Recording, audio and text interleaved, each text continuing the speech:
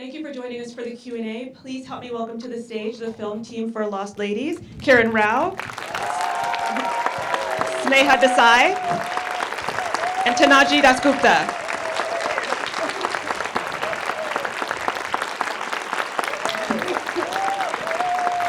Thank you so much.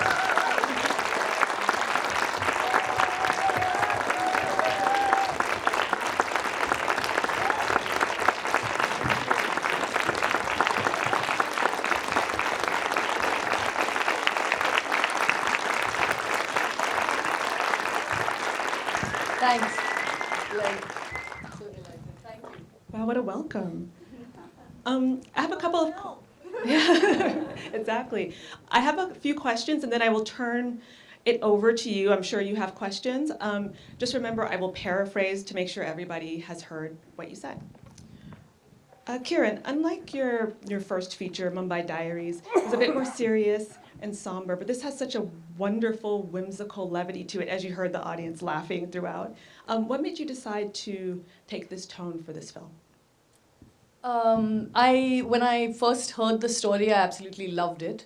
I had been sort of writing things in the intervening years and been trying to, develop something of my own. But when I heard this, it kind of felt like exactly the right vehicle to say everything that we wanted to say in this wonderful, fun, story, this journey film. Actually, it was the story that demanded that we do it the way it was. I mean, it's a sort of fun drama comedy, which becomes like a really clever little vessel in order to open up conversations and, ideas and thoughts that we wanted to convey as well. So it was actually the story that demanded it. We wanted it to be funny, and then when we brought Sneha on, she just hit it out of the park with her screenplay. She's an incredibly talented screenwriter, and the original story was actually found by Amir at a script competition in 2018 that he was a judge at, which Cinestan had organized. And he had sort of narrated the one-line idea to me, and I absolutely loved it. And then we brought it to Sneha to develop it further, and it was, bring this kind of more humorous satire tone to it, and make it a little more fun and suspenseful. And yeah, it was actually all the laughs are Sneha and another writer whom we brought on called Divyanidhi Sharma, who's not here today, but he did a lot of the sort of dialect, as well as all of the cops character was kind of developed by him. So yeah, he's an incredible writer as well. It was, the story kind of developed like that. We knew we wanted it to be fun. We knew we wanted it to appeal to a broad audience and along the way, kind of open up some ideas for people. Yeah, can you talk a little bit about that, Sneha, like finding the humorous moments among other moments that are quite serious and touch upon very serious topics? Well, first and foremost, as I say, I take credit for writing this film with Biplab and Divyanidhi, who are my co-writers on the film. Like you've seen in the movie, most of the times girls are preached and told what to do in India, in the society. And this felt like a wonderful takeaway. We felt that we wanted to get away from the preaching aspect of it, and what better vehicle than humor to say what you wanted to. And yes, it's almost funny, the kind of battles that women still have to fight back home. Whatever feels funny is actually tragic back there, if you look at it. So we felt that saying it in a lighter way would go across way better than making a tragedy out of it. Wonderful choice. Can you tell us about how you cast this network of characters? The performances are absolutely crucial and they're exceptional across the board. So where did you find everyone? Well, actually, yeah, the story was so genuine and authentic and rooted and rural, and we really wanted a whole sort of fresh cast. We wanted actors who were not stars, were not well known, because we wanted it to be really believable.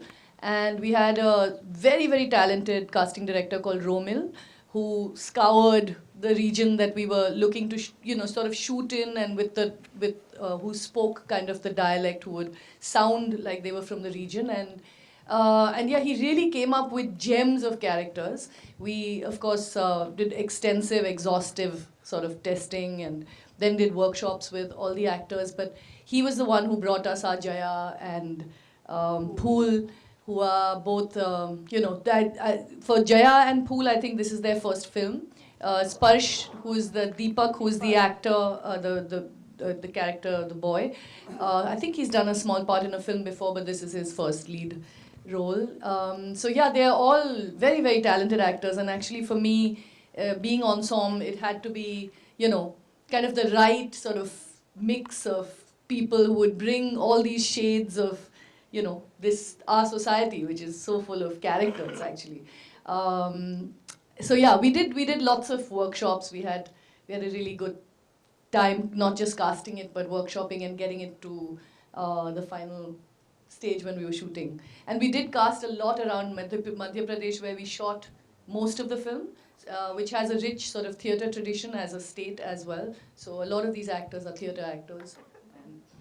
It's impressive that these are the first performances from the two leads. I'm sure you all have questions. Oh yes, right in the front. Excellent film. Thank Very you. well written. So I was interested, I noticed that the year was 2001, and I'm sure that was done intentionally, because if it was current day, they would have been found a lot easier with mobile, social media, and all that. So was that 2001 timeframe part of the original script when it was in the competition, or is that something that you added to just make it more complicated? So just to restate, the question is about whether the 2001 time period was in the original script, or did they add it to make it a little bit more complex?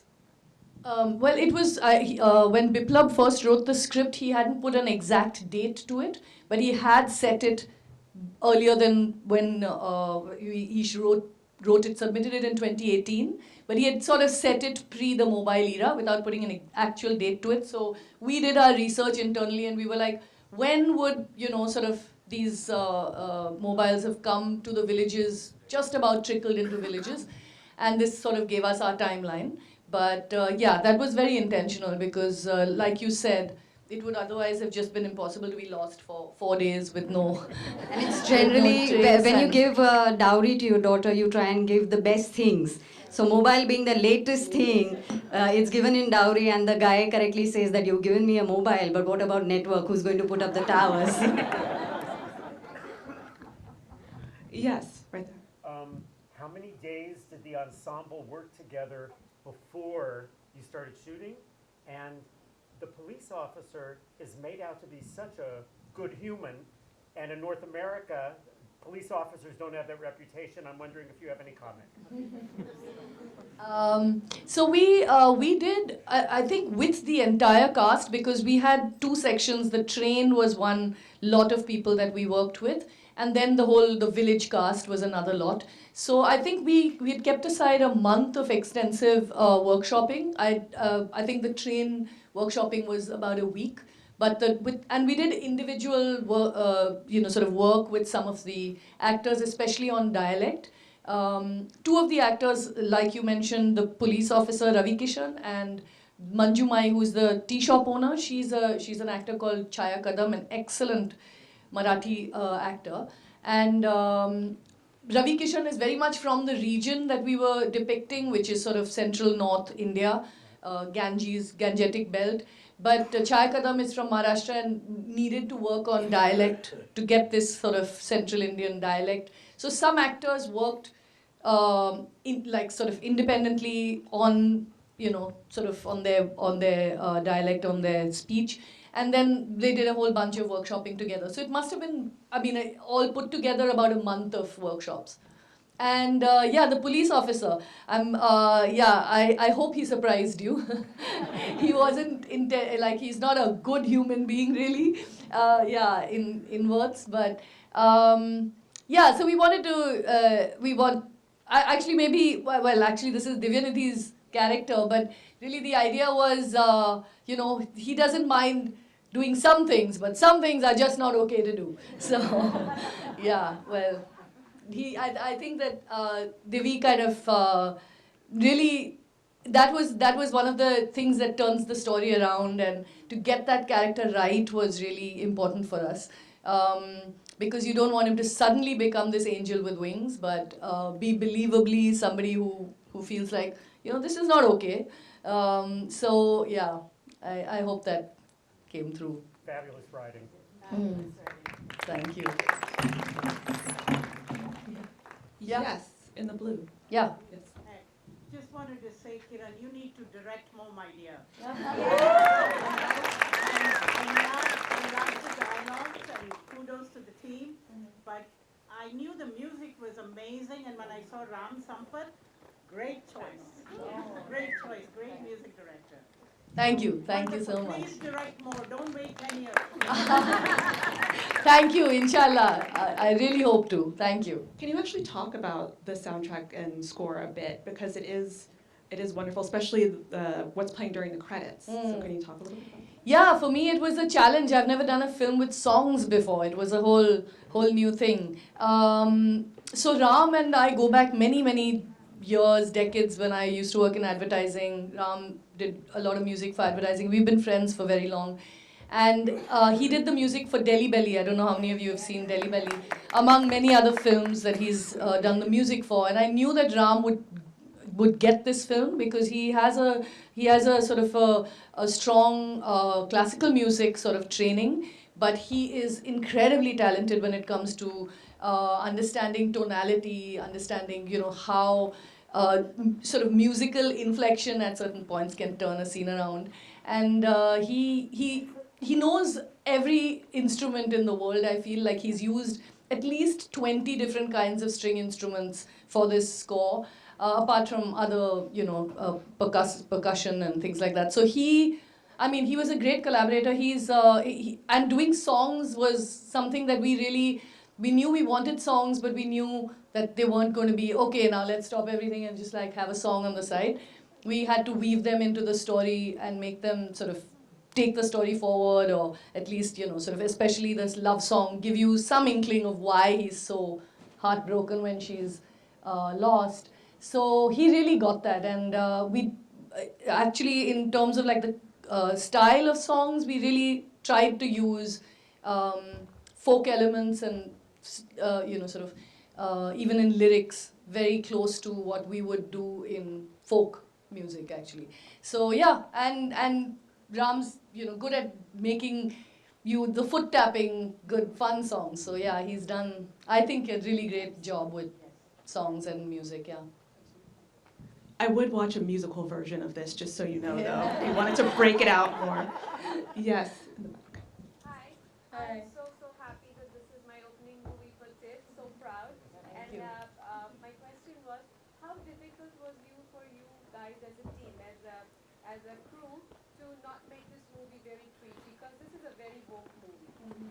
It talks about feminism. It talks about a lot of woke issues, which I'm from India, so I know what those issues are. And I saw them in this movie from start to end, but they were so subtly said that I'm so proud of it. How difficult was it for you guys? It's to avoid this temptation of becoming preachy but being preachy without being preachy.